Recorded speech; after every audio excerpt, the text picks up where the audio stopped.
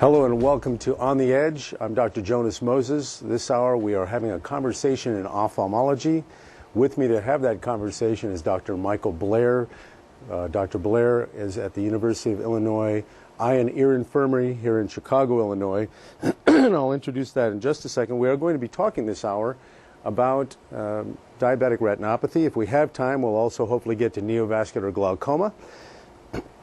I do want to introduce Dr. Blair. Is it all right if I call you Mike? That is fine. Great. That would be great. And just a brief introduction. You did your medical degree at the University of Chicago. That's right. In Chicago, Illinois. Then you went to Weiss Memorial for your internship, and then the Wilmer Eye Institute in Baltimore, Maryland for your residency. Came back for your fellowship at the Illinois Eye and Ear Institute at the University of Illinois, Chicago, and now you're practicing there.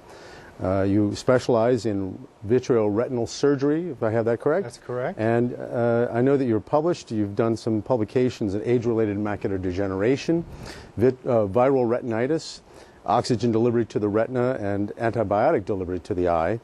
And you're involved in some clinical studies currently, macular degeneration and proliferative diabetic retinopathy, diabetic macular edema, neovascular glaucoma, and antibiotic penetration into the vitreous.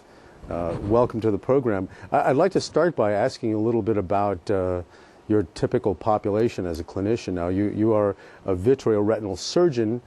Are you primarily seeing patients with diabetic retinopathy, or what is that? What percentage of that population is diabetic retinopathy? Well, in my clinic at the Illinois Eye and Ear Infirmary, probably just over 50% of my patients have diabetic retinopathy. We also see a good number of patients with age-related macular degeneration and also retinal detachment. So those are the three main diseases that we see. Okay. And your emphasis in diabetic retinopathy is as a surgeon? Not the medical treatment? Are you focused mostly on protection of the retina then? Well, in ophthalmology we do both medical treatment and surgery, both laser surgery and surgery in the operating room.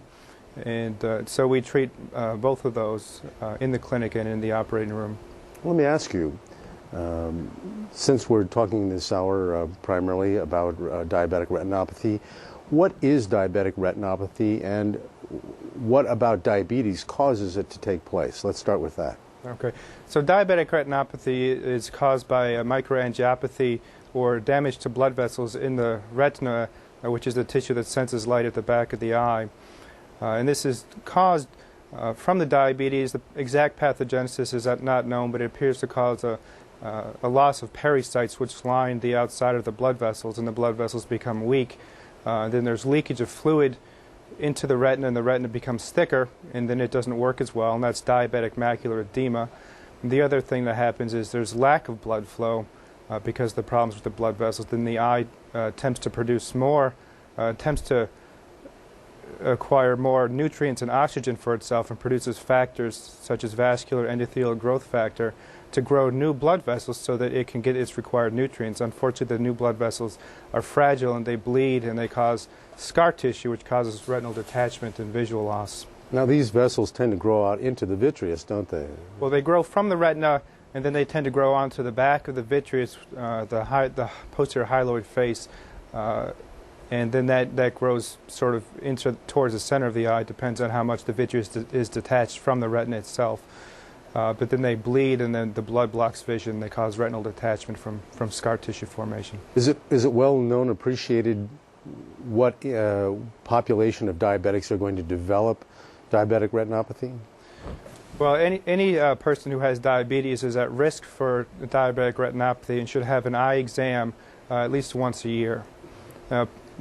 People with type 1 diabetes are at a higher risk than type 2 diabetes, but any person with type 1 being what? Being juvenile onset? Juvenile onset diabetes is at a higher risk for problems in the eye, but both types of diabetic patients can develop problems in the retina and should be screened at least yearly. So a patient comes in, has some acute phase of juvenile onset. This is going to be somebody who's probably 7, 8, 9, 10 years old, comes into your clinic, has already begun insulin therapy. What are you looking for when you look into that eye? Generally, patients that are that young have not yet developed any problems with the eye. Generally, type 1 diabetics would develop it a little bit later. We're always happy to see them if they have any symptoms. But generally, it wouldn't be until the later teenage years or the 20s where they get into trouble with the eyes.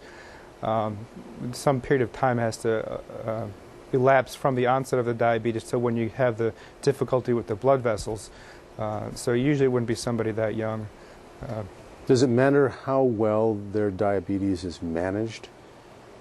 Patients with good control of diabetes can have problems in terms of retinopathy, but in general, the worse the diabetes is controlled, the higher the risk is for visual loss from diabetic retinopathy. Is it known that, and you may have answered this in part, but is it well appreciated what facet of diabetes itself? Is it the high level of glucose in the blood that's causing damage to the vasculature of the retina, or is it some other factor that's related to insulin deficiency or something else? We think it's due to the hyperglycemia that causes damage to the vessel wall, to the pericytes, but also there can be some damage to the endothelial cells in the blood vessels themselves. So it's not the insulin per se, but high blood sugar. The pathogenesis is not exactly worked out, so it's not the high sugar itself either, but it's the cause, what the high sugar does in the cells of the blood vessel. Okay.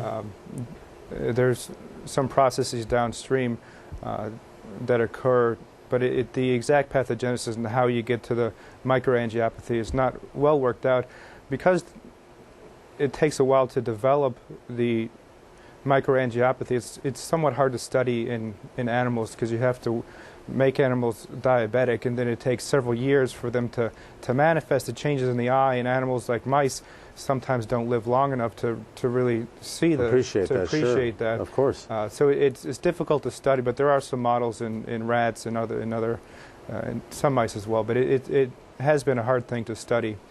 But there's always work going on, and at some point we may have a better answer to that.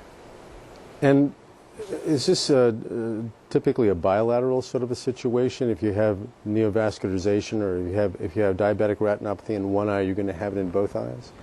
In general, the answer is yes, that the level of diabetic retinopathy in one eye will correlate with the other eye. There's several levels of diabetic retinopathy. There can be the diabetic macular edema. There could be non-proliferative diabetic retinopathy, which is the early stages where there's some abnormal hemorrhage or bleeding in the eye, not related to the abnormal blood vessel growth yet. And that we watch, depending on how severe the non-proliferative disease is, we would see patients back at more frequent intervals, because once it starts to become proliferative, we can treat to try to prevent some of the complications. Okay. We're going to go to a commercial break. Hold that thought. Stay with us. You are watching On the Edge, Conversations in Ophthalmology. This hour we are talking about diabetic retinopathy. I'm Dr. Jonas Moses. With me, Dr. Michael Blair. Don't go away.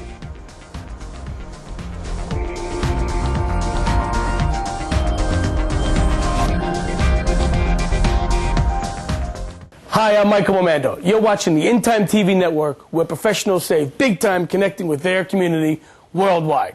If you're in the restaurant or hospitality industry, I invite you to tune in to Restaurant Talk, where you can email or call in questions, comments, or concerns. You may even be a guest on our weekly Saturday show.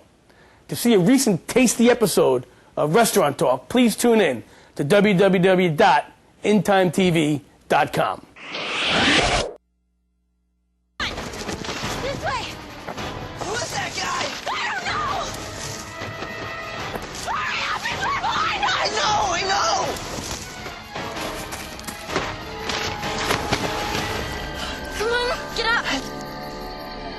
Fourscore and 7 years ago. Think history is a little scary? Then log on to LOC.gov and see how much fun it can be. The Library of Congress at LOC.gov. Okay, so we have the slide up on the...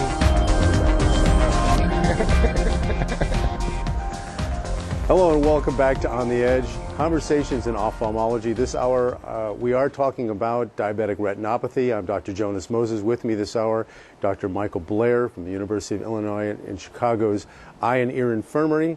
He's a retinal specialist there, and he is a specialist in vitreoretinal surgery. And we are talking right now about diabetic retinopathy. Getting ready to go to some slides. You were making a point right before we went to the commercial break. Did you want to pick up on that? Oh, just about the bilateral. So, bilaterality. Bilaterality. Usually the disease is symmetrical. Occasionally it can be asymmetric, in which case that could be from difference in blood flow from the carotid artery. So if it is very asymmetric, we might recommend an evaluation of the carotid artery. So that's potentially secondary to disease of the carotid artery? Disease of the carotid artery, cholesterol, and diabetes, and that, if something is picked up there, that occasionally surgery could be recommended for the artery to help to prevent stroke. All right. We are going to go to a couple slides here. Let's take a look at that first slide.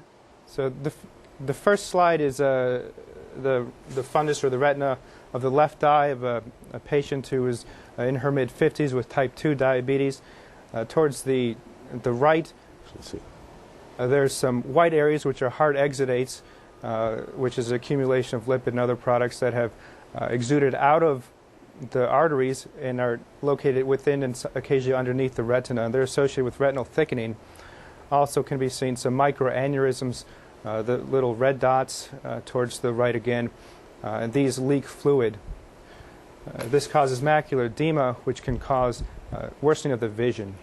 Now, what we're looking at here in the center, just so that people know the landmark, that's a fixation device. The stick with a dot in the top is just a fixation device here, so, yeah. So you're not confused by that for those who don't know exactly what they're looking at here. And I want to add that this is a fundus photograph. So this is a regular light microscope, a binocular microscope that is used, and a camera is attached to that, and they take a picture in color. The next slide is actually a dye study of the same image, correct? So thank you for pointing out that this color photograph that we have here, the bottom portion of the stick is where the patient's central vision is, and so that's called the fovea, and that's the part of the retina that's most important for the fovea. Thank you for pointing that out, Sure. Dr. Moses. So the next slide is called a fluorescein angiogram, where we inject a vegetable dye into a patient's arm. It goes through the vein, through the heart, and it gets pumped into the eye.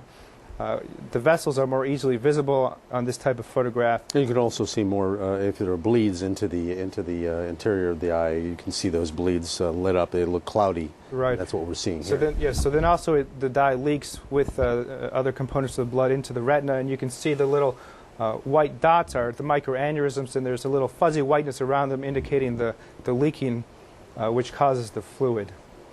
And then we use these pictures to direct our treatment. We can treat with laser to try to decrease the amount of fluid that's in the retina and has caused the vision to decline. So the theory is to treat the areas of leakage with the laser to sort of seal up that area. And what exactly are you where are you targeting with the laser? So in general, we target the microaneurysms, so those would be the white dots on the fluorescein angiogram. And the theory is that if you can heat up the microaneurysm, it may close and stop leaking. Now, we don't know if that's exactly how the laser works or not. We may incite the tissue behind the retina to pump fluid out better also with the laser.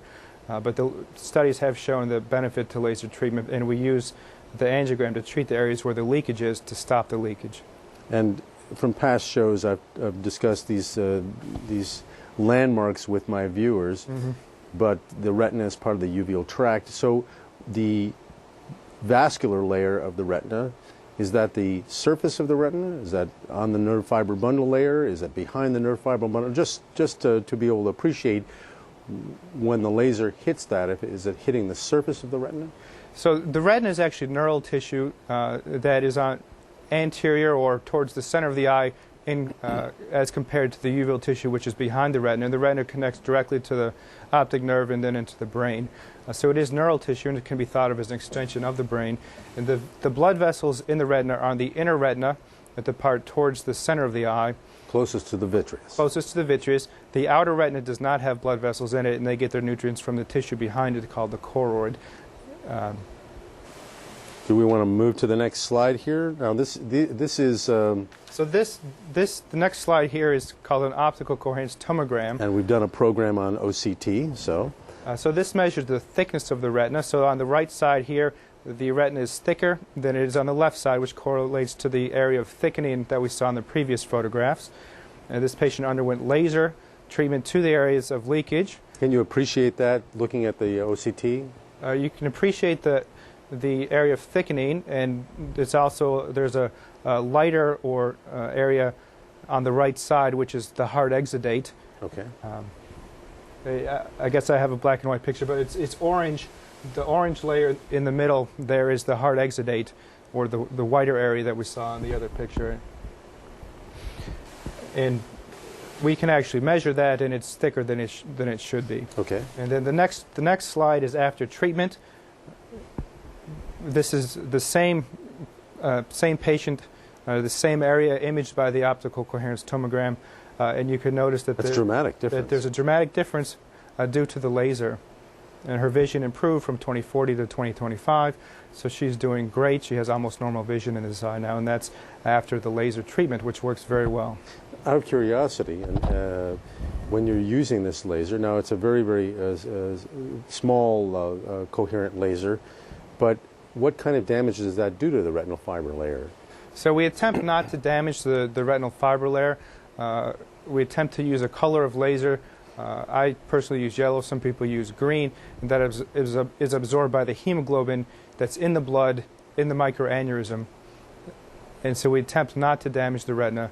There may be some small damage to the retina.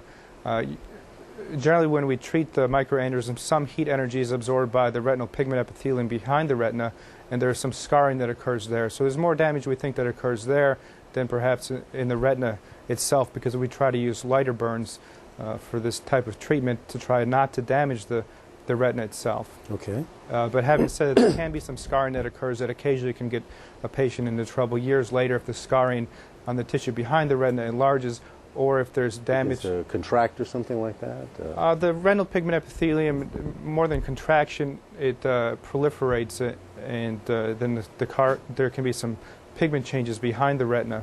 But there can also be, if the laser was heavy, some damage to the outer retina from heat transfer from the... We're going to take a break there. Stay with us. You are watching On the Edge, Conversations in Ophthalmology. I'm Dr. Jonas Moses. With me this hour, Dr. Michael Blair. We'll be right back.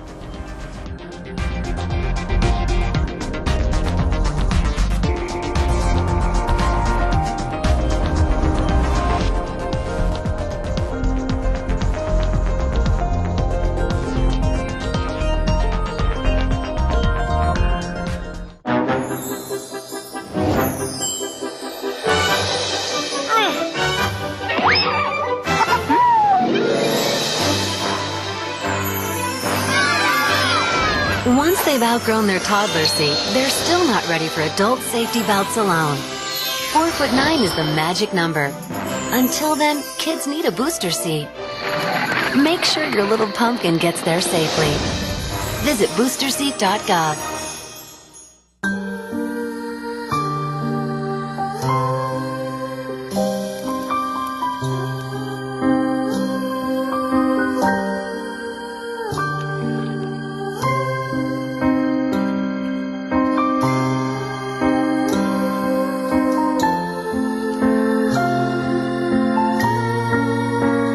Protect yourself from mannequinism. Volunteer. Vote. Stay informed. It's easy to get involved.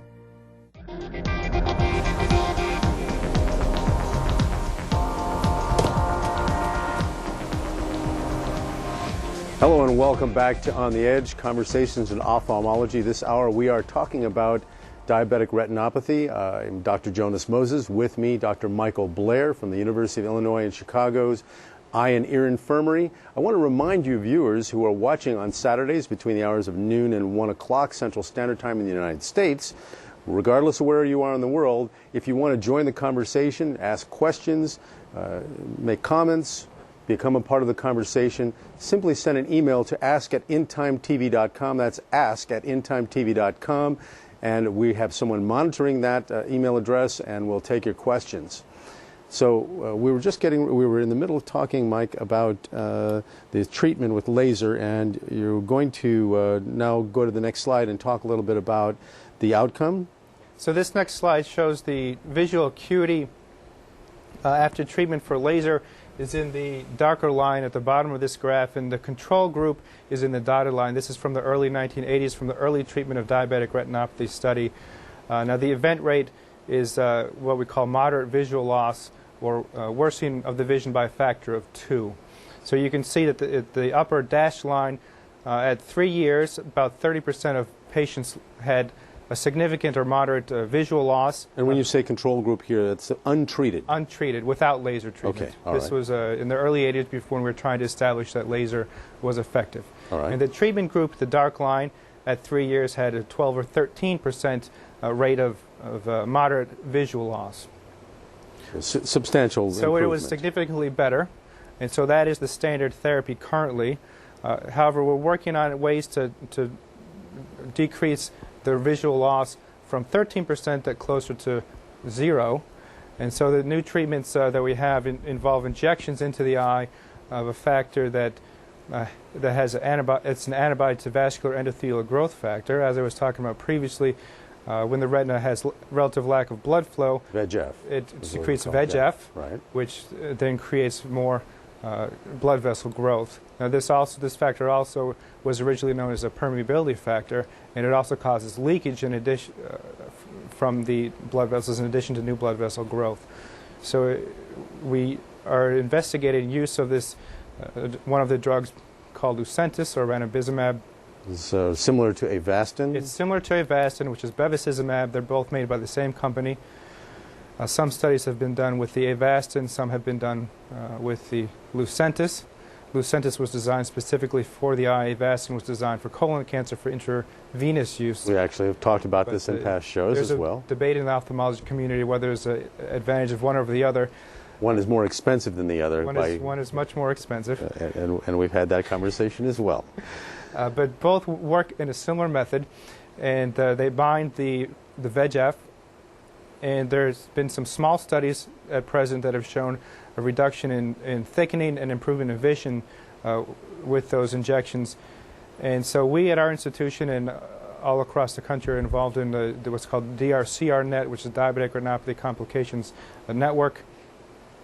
And it involves an injection of this anti-VEGF molecule, also an injection of steroids, which also can decrease swelling, in conjunction with laser. Now, there's different arms in the treatment group, but we're looking at whether the adjunct of injections into the eye of these other molecules can improve the visual acuity outcome in patients. When you're injecting, at what site are you injecting? I'm sorry? When you are injecting, at what site are you injecting? So we inject through the pars plana, which is an area, if you're looking at your eye in the mirror, it's the white part of the eye. The sclera. Through the sclera. But then on the inside we go through the pars plana, so we're avoiding going through the retina, which would be further back on the sclera. So we're going through the part of the sclera that's near to the iris and cornea to avoid damaging the retina. Now, the pars plana is proximal to the ciliary processes? So it's distal to the ciliary processes. It's part of the ciliary body, but it's not part. The ciliary processes produce fluid that keeps the eye inflated more or less, and this part is where we enter with injections. The pars plana, also where we do surgery on the retina. We enter through this part that has relatively no important structures. As you're injecting, are you injecting as you're looking through a gonio lens or a slit lamp? How are you appreciating exactly how far in you're injecting? Well, you can measure with calipers the distance from the limbus or the edge of the cornea and mark a point on the sclera and inject through there, do the injection, and then you look afterwards. If you were to look while you're doing the injection, it could be done, but it's the place that we do all of our surgeries, and we're very comfortable going through this area, so we don't look inside the eye during the injection. We put the needle in and do the injection. When you inject, then, are you injecting into the vitreous? Yes, an intravitreal injection. And this will disseminate through the vitreous? Is there a flow in the vitreous? So the vitreous is about 99% water. It also has hyaluronic acid and collagen, and so it does flow through the vitreous and it reaches the retina. All right. Let's see, we have a next slide here. Let's take a look at this. So this is a fundus photograph, also of a left eye of a 30-year-old type 1 diabetic who has proliferative diabetic retinopathy. The yellow structure towards the left of the photograph is the optic nerve, from which come retinal blood vessels. The retinal blood vessels come superiorly and inferiorly to the nerve. Superior and inferior arcade, we call that. Arcades, yes. Right. And the blood vessels that come straight from left to right from the optic nerve actually come into the vitreous cavity, and they become slightly out of focus. There's some white fibrotic scar at the end of them that goes in an inferior to superior direction. And at the top right of the photograph also is some more scar tissue with blood vessels. So this is proliferative diabetic retinopathy in a patient who has relatively good vision. You can just glimpse the fovea towards the end of the blood vessels in the center of the slide. Out of curiosity, as I'm looking at this image here, and let's go back up to the image if we can. And I see the vertical, nearly vertical scar running through between, all the way down into between the optic nerve and the macula. Is that a contractive sort of a scar? So the vertical component is a partially contracted scar with some persistent abnormal blood vessels. All right, and you would appreciate that with a visual field test. You'd see that as an area of interference, or no? With the visual field test, that would give you an area of interference, yes. Would it also represent do you see with these patients changes in color visual acuity? At this point, we probably would not see a change in color visual acuity. Okay. We're going to go to a commercial break. I'm going to ask you more about that when we come back. You are watching On the Edge, Conversations in Ophthalmology. I'm Dr. Jonas Moses. With me this hour, Dr. Michael Blair. Don't touch that dial.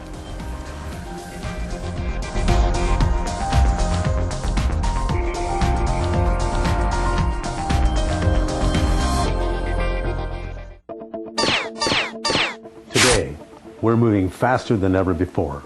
Even your ideal prospect will see your ad, click to your website, then decide to read on or read none in a mere 1 to 7 seconds. After that, you become invisible. So what's the answer? How do you capture and hold the attention of your target audience? In-Time TV. The In-Time TV network broadcasts industry-specific TV shows to the people who buy your products: surgeons, primary care physicians, dentists, podiatrists, chiropractors, hospital administrators can now watch live in-time programs on widescreen, on their PC or laptop while checking email. Shows can even be viewed on a cell phone during a train commute. In-Time TV is peer-to-peer TV that covers the hot topics in industries that you sell to.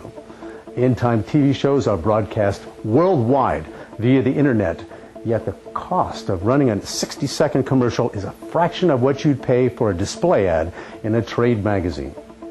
In-Time TV is what your target audience is watching.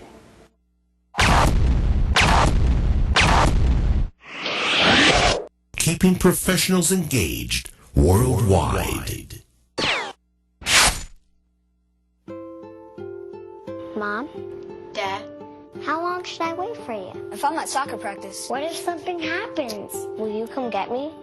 There's no reason not to have a plan in case of an emergency. Should we go to the neighbor's house? And some extremely good reasons why you should. Can you tell me? Talk to your family about what you would do in case of an emergency.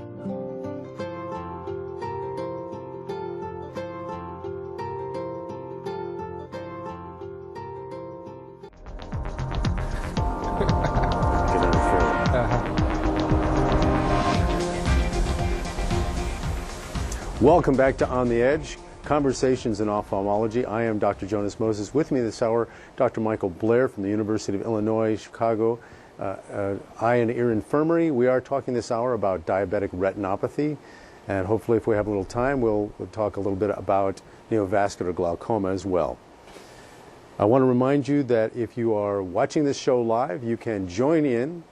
If you're watching between noon and 1 o'clock Central Standard Time, regardless of where you are in the world, you can join in the conversation by sending us an email at ask@intimetv.com. That's ask@intimetv.com. So we were in the middle of talking about a patient who's 30 years old, and you showed us a fundus photograph of that patient with some retinal scarring and some fairly advanced retinopathy.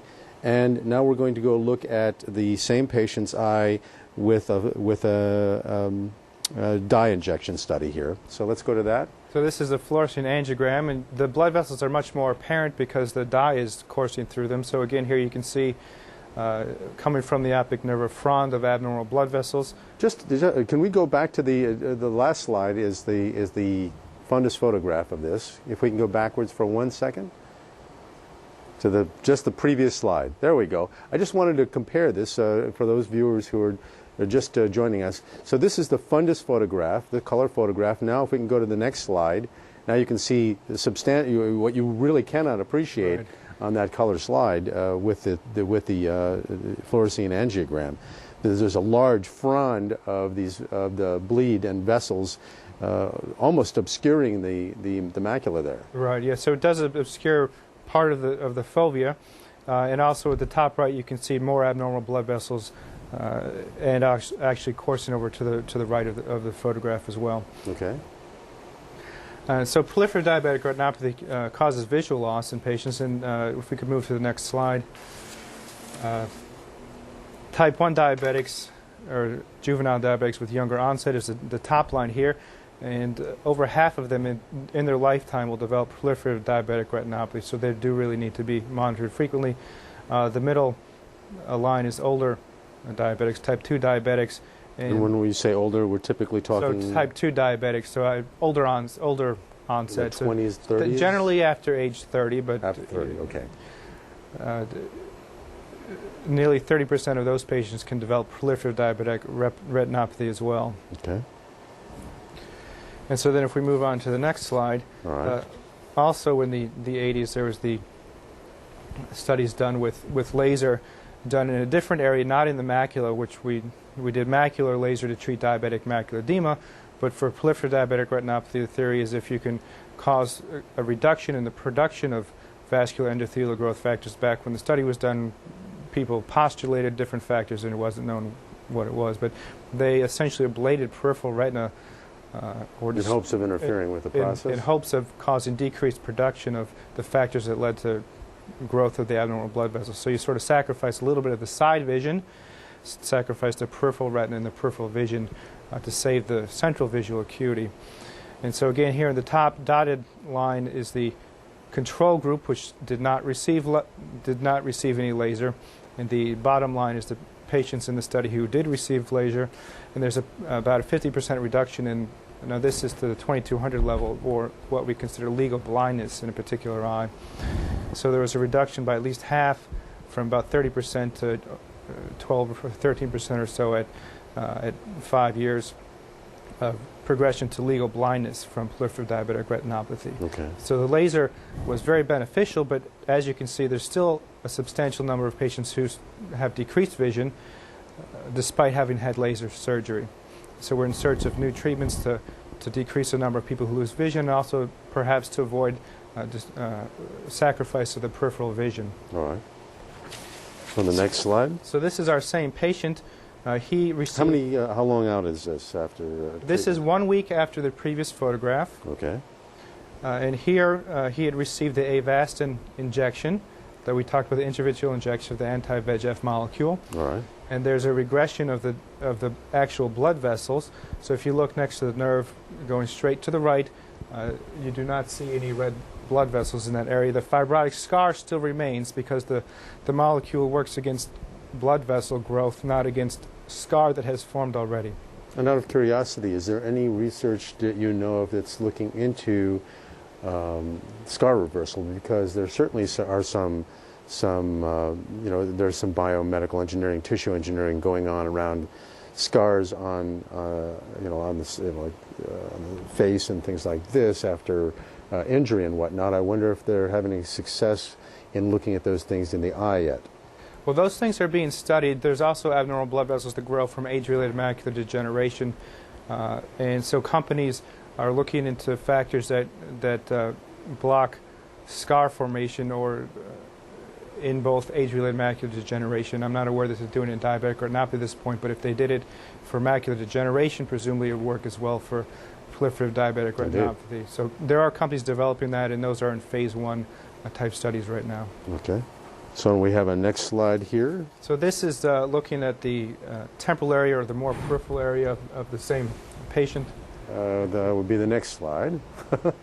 And here you can see scar tissue as well, with relative lack of blood vessels in it. Now this scar tissue contracts after... I don't think we're on the same slide here. Let's see. Go back one slide. One slide back?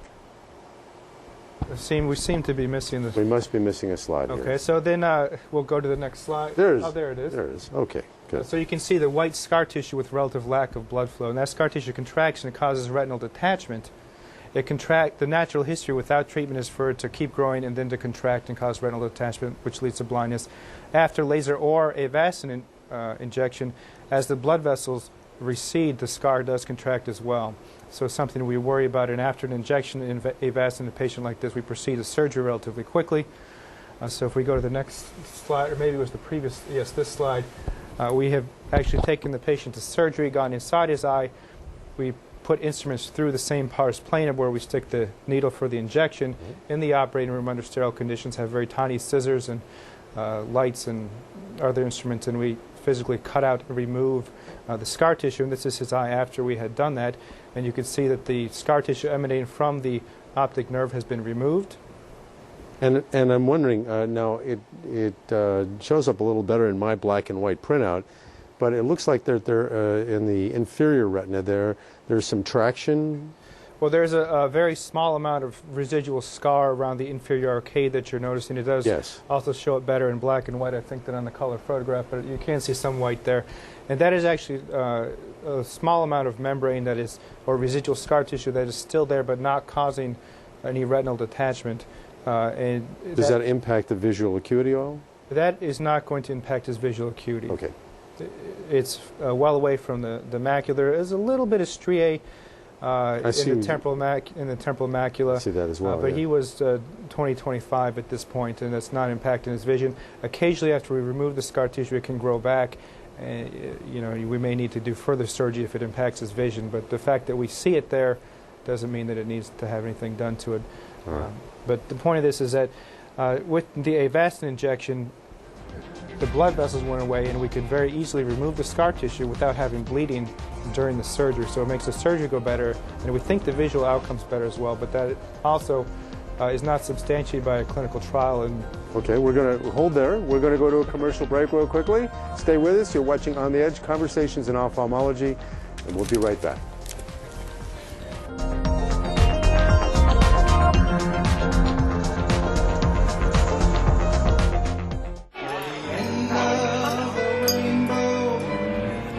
Pot of gold, your daddy's little girl till heaven hold.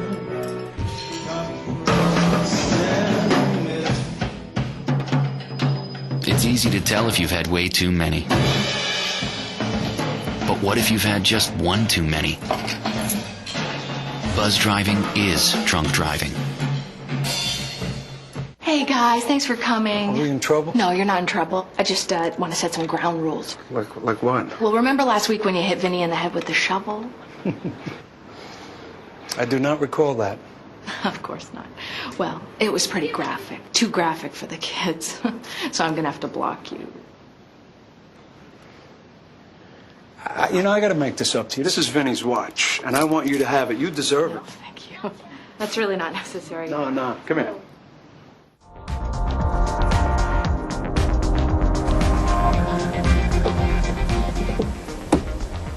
Welcome back to On the Edge, Conversations in Ophthalmology.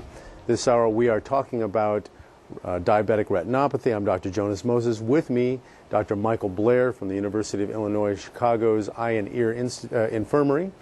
And we were just taking a look at this patient. The patient, just to remind the viewers, is a 30-year-old with juvenile onset diabetes. Yep. And he's been in treatment. We've looked at the progress from before the treatment to after treatment, both with laser and avastin. The avastin was injected through the sclera just behind the pars plana. What, in front of the pars plana? Through the pars plana. Through the pars plana, and so now we're looking at post-treatment, and the patient had developed in the periphery of his retina. Was that temporal periphery? There was temporal periphery retinal detachment. So that was treated surgically, and now we are looking at, let's see, same area here? This is the same area where previously there was white fibrotic scar. All right. It's cut out here. There's a small amount of white scar left sort of in the middle of the picture, which is not causing any retinal detachment. But this is well out into the periphery of his visual field. Well into the periphery.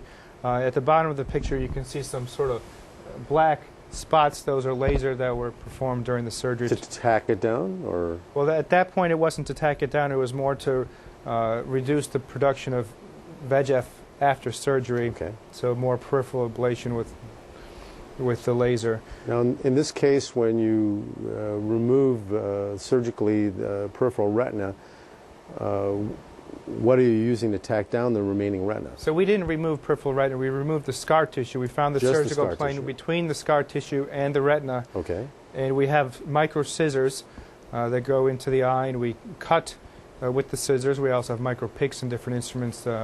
We actually cut out the scar tissue without damaging the retina. Occasionally, the retina can have a break occurring during surgery. He did not have a break occur anywhere. We removed the scar tissue without any complication. And when you remove the scar tissue, now you go in and you cut, and are you removing the tissue through a vacuum? So we have what's called a vitrector, which helps us remove the vitreous jelly, which is clear in the center of the eye, and that allows us to reach safely the retina from the front part of the eye through the pars plana. And so the scar tissue occasionally can be removed with forceps, which you bring the scar tissue out of the eye in toto without sucking it, or you can use this, once you've elevated it from the retina, you can use the vitrector to chop and suck it out. All right. Let's see. So just one last word about that is this is a patient who did very well despite his proliferative diabetic retinopathy with treatment with Avastin laser and surgery. And so this is a technique that I think works well, but it needs to be studied further what the role of the Avastin is in terms of helping patients retain good vision. And these are questions that are hopefully will be tackled by the DRCR-NET, which is the national consortium of different centers looking at complications from diabetes in the eye. Now, I'm just curious about other populations of diabetics. We've talked thus far about diabetics who develop it probably because of a genetic predisposition. Other family member, mother or father has passed this on, so it's a juvenile onset, adult onset, diabetes mellitus. What about diabetics who are developing diabetes secondary to obesity and other things like this? Do they have the same risks of diabetic retinopathy? So that would be more the type 2 diabetic patient, and their risk they get the same types of retinopathy as type 1 diabetics, but in a lower frequency than the type 1 diabetics. So and does it really, is it a function of how fragile their condition is at that point, if it's an adult onset secondary to obesity, for example?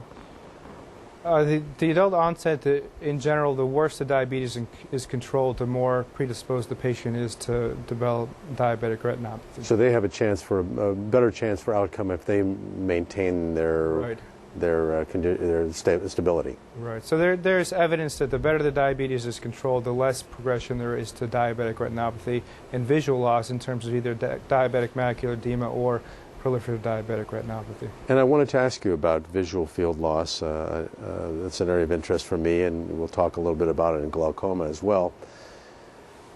When a diabetic with retinopathy in a rather advanced stage has treatment and whatnot, what is the progression of visual field loss? Is it typically peripheral to central? It's generally diabetes itself per se doesn't cause visual field loss. The treatment, the panretinal laser we do, can cause some visual field loss. If there's ischemia or lack of blood flow to the peripheral retina, there can be visual field loss from that.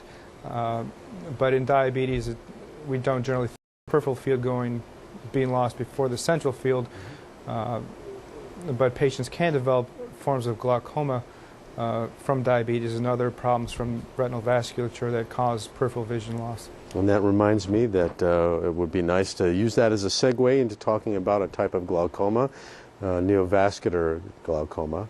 And so why don't we pick up with a conversation there? So neovascular glaucoma, the same VEGF that causes the problems in the retina from abnormal blood vessel growth, can percolate towards the front of the eye, and abnormal blood vessels can grow in what's called the angle of the eye, which is where fluid drains. And the angle is the anterior chamber between the iris and the cornea, and just to remind the viewers, at the angle of in the anterior chamber, there's an outflow that's called the trabecular mesh, goes into the canal of Schlemm, which goes out to the surface, the clear surface vessels, and fluid inside the eye drains out. So there's a constant fluid exchange there. As Mike, you mentioned earlier, the ciliary processes produce the aqueous that flows around the front of the lens, through the pupil, into the anterior chamber, and then out through the trabecular mesh. Right. So what's being blocked here then is the trabecular mesh. So the trabecular mesh gets blocked by abnormal blood vessel growth from the factors that cause, from VEGF that causes the abnormal blood vessel growth. And untreated neovascular glaucoma causes severe pain because high pressure in the eye into the 50 and 60 millimeter of mercury range. That's substantial. Causes severe pain. It's a rock-hard eye. It's a rock-hard eye. It becomes very red, inflamed, and painful. Normal pressure is up to 21 millimeters of mercury. So we're going to start with that. We're going to cut to a commercial break. We're entering the last segment in just a moment. You're watching On the Edge, Conversations in Ophthalmology. Stay with us.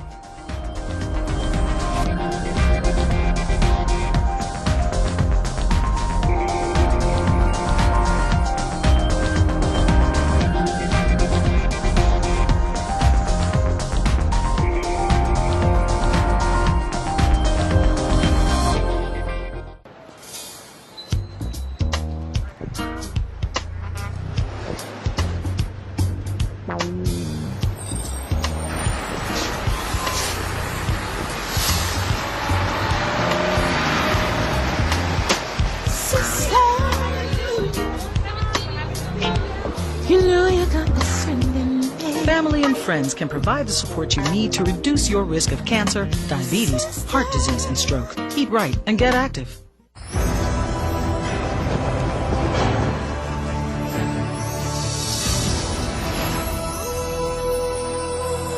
Impossible. It's never too early to start reading to your kids. Are you prepared for what awaits you? There are amazing possibilities when you open a child's mind to reading. Log on to the Library of Congress website and let the journey begin.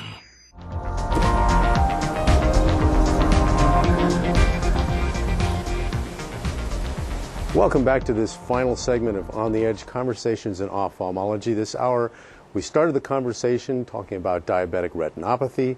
Now we have picked up with neovascular glaucoma. With me this hour to talk about these topics is Dr. Mike Blair from the University of Illinois Chicago's Eye and Ear Infirmary. He's a retinal specialist in vitro retinal surgery, and we had just begun a conversation about neovascular glaucoma. Let's take a look at this slide and see if we actually can get. There we go. All right. Okay. So what we undertook recently, because injection of avastin, as we talked about previously, is done in the eye and causes regression of abnormal blood vessels, people have started injecting it into the vitreous cavity to treat neovascular glaucoma, which, as we just talked about, untreated can lead to severe pain. And we didn't get to it, but occasionally the eye needs to be removed because of severe uncontrolled pain and visual loss. So we undertook a review of cases at our institution of patients treated with avastin, patients treated with standard treatment, which is laser without avastin. And this slide shows the etiology of the neovascular glaucoma. On the left PDR stands for proliferative diabetic retinopathy. Other causes can be central retinal vein occlusion, which is the next column, ocular ischemic syndrome, which is blockage of the carotid artery, which we touched on briefly earlier. The next one is central retinal artery occlusion. Most of the patients had proliferative diabetic retinopathy, but there's other vascular causes vascular problems in the retina which cause neovascular glaucoma. Let's move to the next Let's slide. see if we actually have the next slide. All right, so that's not going to come up well. So why don't we skip to the next slide here? So this shows the neovascularization of the iris. All right. So in general, the abnormal blood vessels grow on the iris before they get to the angle, because as they percolate around, the VEGF percolates through the pupil, they encounter the iris before the angle structure. And so this graph shows the amount of neovascularization of the iris versus time. And this happens relatively fast. Well, grade 2, which is what we call moderate amount of neovascularization of the iris occurs, and the patient comes in with pain and decreased vision. And with an injection of Avastin, within a couple of weeks, there's no appreciable neovascularization of the iris, the line that drops precipitously. And that is in contrast to the laser-treated group where it dropped, but not to zero, dropped to grade 1. So laser is a good treatment, but the Avastin seemed to work better. However, with more time, the Avastin had a rebound, most likely because they underwent a single injection, the Avastin wore off. I see. All right, the next slide. So this shows the sectors of open angle, which, as we discussed, that the blood vessels grow in the angle. And so the angle is more directly responsible for high pressure than the iris. And again, the Avastin group had more quadrants of open angle than the laser-treated group. They both started about the same, but as time progressed, the Avastin group seemed to do better in terms of saving the angle. When you see this progression of neovascularization in the angle, what percentage of the angle is of the trabecular mesh is actually impacted to cause this emergent situation? So it varies from different patients depending on what their level of glaucoma is. Some patients have an underlying open angle glaucoma where there's some predisposition to glaucoma even if the angle has no blood vessels or scar tissue blocking it. In general, if there's no pre-existing glaucoma, the pressure will rise when a substantial amount of the angle is closed. Generally, if less than half of it is closed, the patient may have some degree of neovascular glaucoma, but it is not as high a pressure as if when 80 or 90% of the angle is blocked. Are these associated diseases? If you have patients who are diabetic, do you typically see that they also have a secondary glaucoma? Diabetes can be a risk factor for glaucoma. That's debated in the glaucoma literature, but it appears that diabetes is a risk factor for glaucoma. All right. I was curious. I've been wondering about that. All right. Different studies show different results. Different results. Okay. Next slide, please. So this shows the median intraocular pressure versus time. So the intraocular pressure is the higher the pressure, the more predisposed to glaucoma a person is. And as you can see on the left, the patient started out with the median in the 30s, and after injection or laser, the pressure decreased in the eye, thereby causing less visual loss with normalization of the pressure. The Avastin group had a quicker reduction in pressure, but as you progress with time, both the groups had about the same median pressure. Okay. Next slide. So this shows a number of eye drops that were needed to be used to decrease the pressure. And what kind of eye drops are we talking about? So there's several different eye drops that reduce pressure in an eye. Prostaglandin analogs, beta blockers, carbonic anhydrase inhibitors, and there's alpha agonists as well. Predominantly, occasionally patients may be put on pilocarpine as well.